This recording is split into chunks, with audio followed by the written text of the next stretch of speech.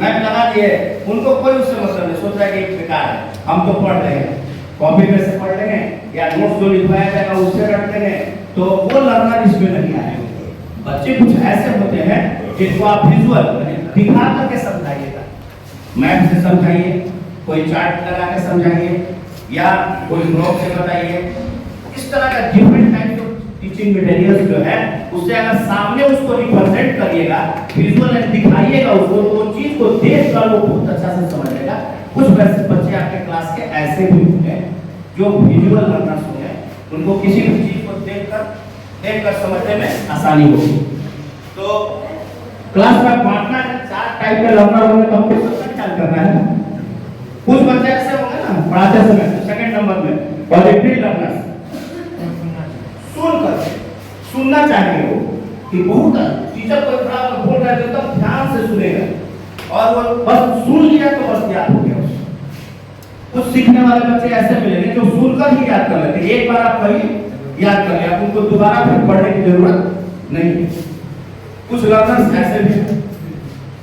Third में reading writing learners. Reading writing learners जो है ये कॉमन है, इसलिए मैक्सिमम बच्चे जो है इसी तरह के होते हैं।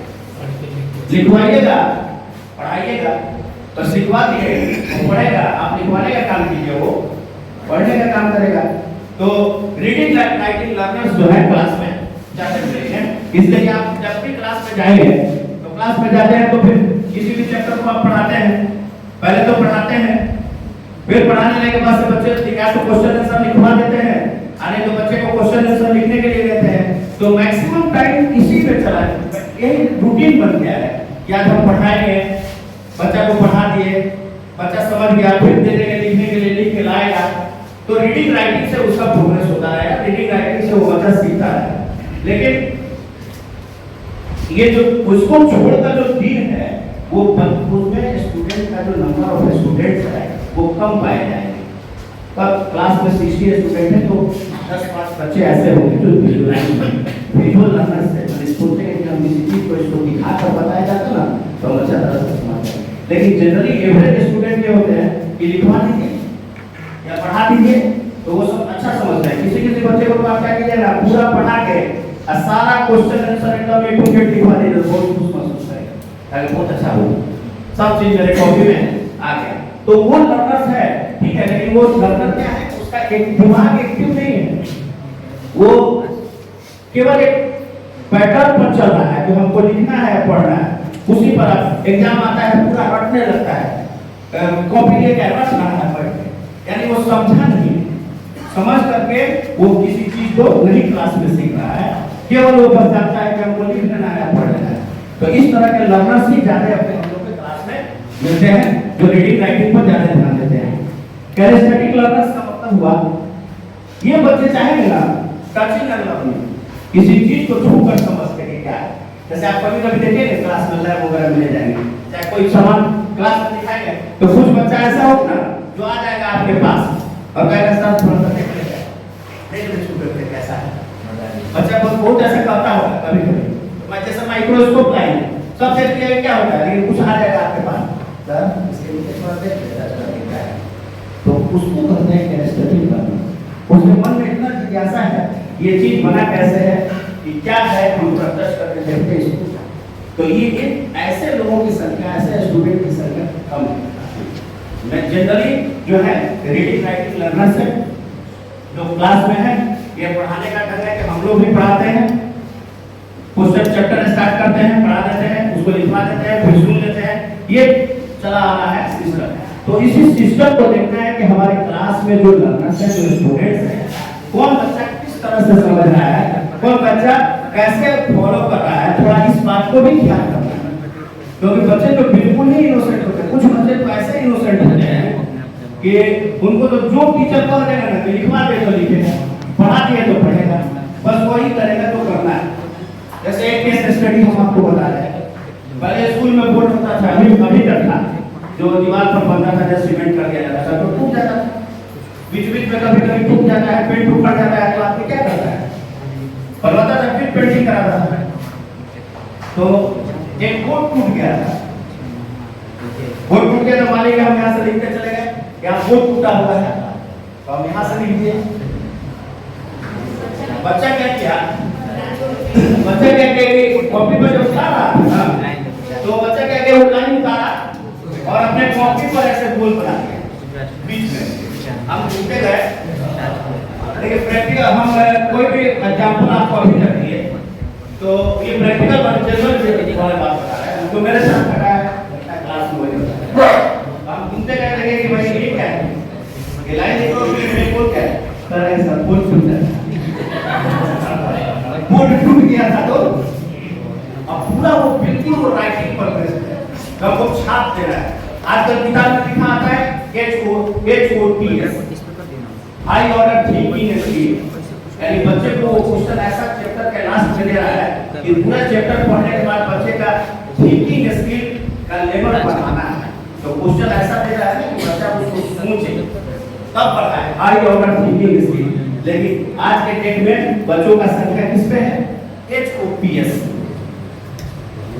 HOPS है, मतलब हाई ऑर्डर प्रिंटिंग स्किल, पूरा हेवी स्टाइल में एकदम छापते चला जाता है। अब जो रास्ते में जो भी आता है, जैसे आ गया रास्ते में डिस्टरबेंस आ गया तो बोर्ड बना दिया, लिख दिया कि बोर्ड टूटा था, उसका मतलब वो कॉपी समझेगा कि बोर्ड टूटा था, बोर्ड टूटा था तो हम इसी तरह छाप लिए एकदम बिल्कुल। तो ऐसे भी हम समझ लेंगे क्लास में, तो इसको क्या कहिए, आज उसको बच्चा से जवाब दिया, बच्चा जब जवाब दिया कि ये बोर्ड टूटा था तो हम बना दिए ऐसे।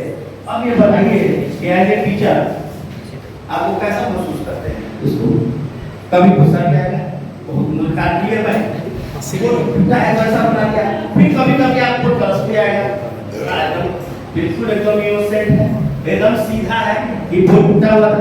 अब इस पर जज करना है आपको, तो हम उस बच्चे के लिए आप क्या डिसीजन लें, उसको क्या समझाएं, तो लर्नर्स पर हमारा पढ़ाई डिपेंड करेगा, हम जो पढ़ा रहे हैं लर्नर्स पर डिपेंड करेगा, वो सीखने वाला किस तरह से सीख रहा है। अगर वो सुन के सीख रहा है तो सुना कर सिखा देंगे, देख कर सीख रहा है तो दिखा कर सिखा देंगे, लिख कर सीख रहा है तो लिख कर सिखा देंगे, पढ़ कर सीख रहा है तो पढ़ा कर सिखा देंगे। हमारा काम क्या है, सिखाना है, अब चाहे कैसे सिखा दें। अब सवाल है कि ये सारा काम तो हो गया सीखने सिखाने का, लेकिन अब वो सीखेगा कैसे, सीखने लायक होगा तब सीखेगा।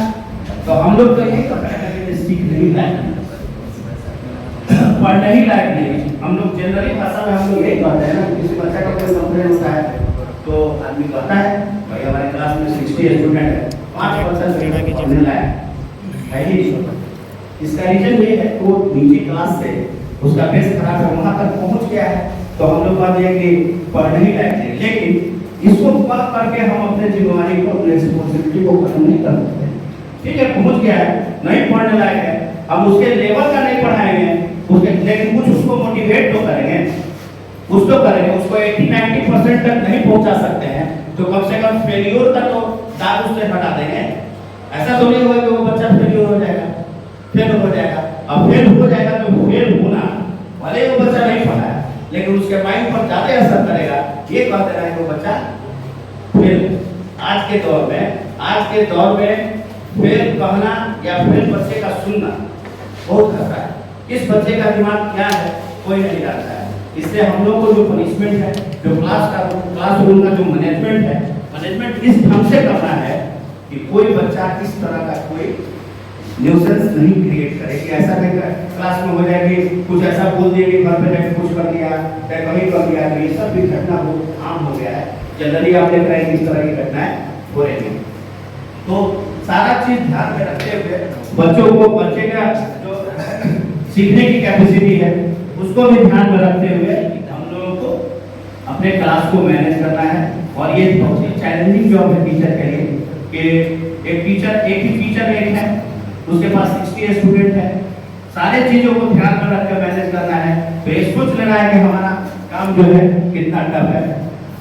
काम तो टफ है, बिल्कुल टफ है, कहा देने से नहीं होगा। हम कहेंगे नहीं टीचर को तो कुछ काम ही नहीं, ऐसा तो नहीं है। टीचर के लिए बहुत काम है, काम है आपको अपने क्लास, काम यही है कि अपने क्लास को आपको इतना बड़ा जिम्मा दिया गया है, अपने क्लास को कैसे मैनेज करके अपने स्टूडेंट का कैसे प्रोग्रेस देंगे, यही बहुत बड़ी जिम्मेवारी है।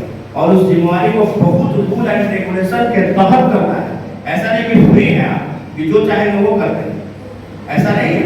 सब चीज को ध्यान में रखते हुए उसका प्रोग्रेस देना है। ये क्लासरूम मैनेजमेंट का मेन हिस्सा है कि हमको सारा चीज हुए, बस ये सोच लेना है कि सारा बिगड़ा हुआ हमको बनाना है। कि मान के चलना है कि हम जिस क्लास में जा रहे हैं सब बिगड़ा हुआ है, सब बेकार है, लेकिन फिर भी हमको कोशिश करके इसको अप टू मार्क चलाना है, हमको बनाना है, ये सोच लेना है। क्योंकि अब मैक्सिमम कंप्लेन है आजकल के बच्चों का कि बच्चे डिसिप्लिन में नहीं है, डिसिप्लिन बच्चे नहीं है, बहुत बदमाश है। तो भाई बदमाश तो एक दिन में नहीं बन गया है, एक दिन में आप खत्म भी नहीं कर सकते इस चीज को। बहुत ऐसे बदमाश बच्चे हैं जो घर ही से बदमाश है, घर ही से बदमाश है, तो कुछ ना कुछ वहां पर भी प्रॉब्लम है ना, उसके घर का क्या प्रॉब्लम है, वहां कैसे बच्चा है। आप किसी दिन आगे प्रेयर के पहले बच्चा फील्ड में रहता है और जब सर्वे कीजिएगा ना तो पता चलेगा 2-4 बच्चा ऐसा है जो 10 मिनट आप देखिएगा तो 10 मिनट में फील्ड का पूरा 10 बार चक्कर लगा दिया। आप कुछ बच्चा ऐसा मिलेगा जो है तो खड़ा जरूर लेकिन चुपचाप खड़ा है, देख रहा है फील्ड को लेकिन चुपचाप खड़ा है। दोनों में थोड़ा कंपैरिजन, दोनों में कंपैरिजन ये होगा कि वो जब बच्चा घर पे जाता है तो उसके घर पे कोई देखने वाला नहीं होगा, वो खाना खाकर एकदम फील्ड में रहता होगा, खाली वो घूमता ही होगा, इसलिए उसको बर्दाश्त नहीं हो रहा है, यहाँ पर आके चक्कर लगा रहा है।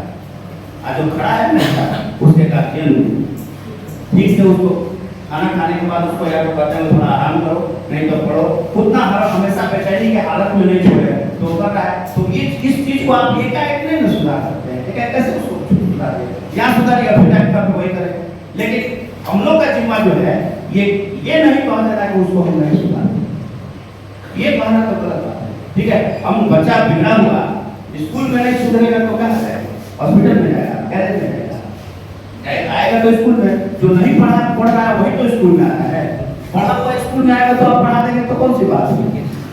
जो बच्चा नहीं पढ़ रहा है उस पर अपना इफोर्ट लगा तो उसको थोड़ा सा भी अपलिफ्ट कर दीजिए, थोड़ा उसके लेवल को बढ़ा दीजिए। ये आपकी पढ़ाई का ये है कि हाँ चलिए आप एज ए टीचर जो है अपना रोल रखिए कि कम से कम वो बच्चा फेल्योर था उसको 40-50% तक तो ला दीजिए। तो ये जरूरी है। तो ओवरऑल जो है क्लासरूम मैनेजमेंट का ये कंक्लूजन यही है कि सारे टीचर स्टूडेंट प्लस लास्ट में गार्जियन तीनों को एडजस्ट करते हुए क्लास को मैनेज करना है, प्लस स्कूल के रूल रेगुलेशन के तहत मैनेज करना है, सीबीएसई के रूल रेगुलेशन के तहत मैनेज करना है। ऐसा नहीं कि अपने ही रूल अपना अप्लाई करना है। ये सबका ध्यान देते हुए बच्चे को आपको अपलिफ्ट करना है, बच्चे का अच्छा रिजल्ट देना है, तभी हम सक्सेस होंगे।